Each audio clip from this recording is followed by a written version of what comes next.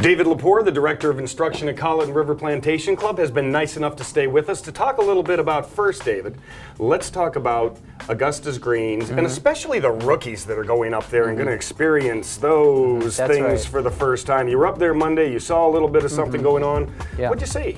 Well, you know, Chris, Augusta is famous, you know, it's known for their greens, and it's just such a hilly place. And, you know, the speed of the greens are one thing, but when you have undulations and 10% pitches and 5% pitches where the ball will not sit, it will actually roll on a 5% pitch or more, and those greens have quite a few of that going on, the rookies are going to have a hard time. And I was impressed with the size of the field of the rookies. I don't know, there's probably 24. And boy, I kind of feel sorry for those guys because they're going to hit putts that they're caddy and everybody says great putt, and then all of a sudden they're 20 feet away from the hole. So it wasn't such a great putt. So, it looked good when it left the putter. Yeah. And you know, Fuzzy Zeller was kind of an anomaly. In 1979, he won the first time he played in it, and nobody's won it their first venture since. So I'd be very interested to see if a rookie does finish high up on the leaderboard. Yeah. Okay, let's talk about some of the things that we see here in the low country when it comes to putting that we don't see up at Augusta because of the way that they cut those greens and everything what we do have here. Sure. Well, you know, Chris, at Augusta, speed and distance and direction are priority. And I think personally, whether you're at Augusta or here in the low country, hitting the sweet spot on your putter is like #1 because the sweet spot controls your speed, and then the speed helps with the line, and then the line helps with the hole. So kind of, you know, going from backwards to front, I would absolutely work on hitting the sweet spot whether you're at Augusta or not.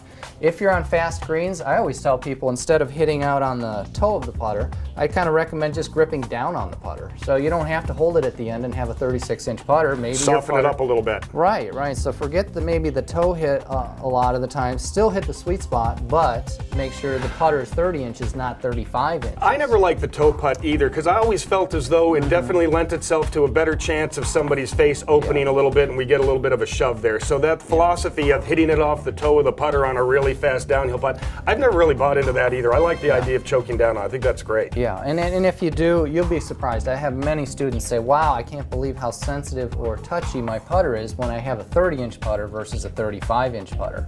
Now backing up, this is a tank putter, which is 38 inches. Yeah, let's talk about that a little bit. That's going to be one of the substitutes I think a lot of people are going to go to once they lose the anchoring at the beginning of 2016. That's right. And what a great way to putt. You know, I'm a big fan, as you are, of kind of a pendulum motion.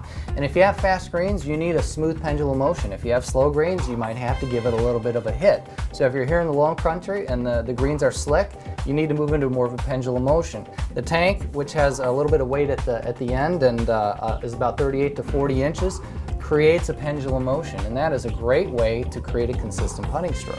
And like you said, you know, with this putter, with the grip being the length that it is, you know, the person can, you know, pretty much fit it to themselves. The only thing that might need to be adjusted for an individual, more or less, is probably the lie angle. Yeah, that's right. And, you know, typically they come 70, 72 degree lie angle, but you can go all the way up to 80 degrees because the USGA rules allow an 80 degree putter, nothing more than that. So this is a great way to work on your pendulum motion. Even if you're out on the practice green, work on your speed and control and make sure you hit that sweet spot. Having the counterbalance here like this, and that's the advantage of the longer putter right there. What do you think of having that extra piece up there? You know what? I like it. Quite honestly, Chris, I like the fatter grip. The fatter grip more than takes the fingers and the hands out of it. Believe it or not, the Super Stroke and a lot of other companies have created this fat grip, which creates more of a shoulder motion, or the small muscles like the fingers aren't in play.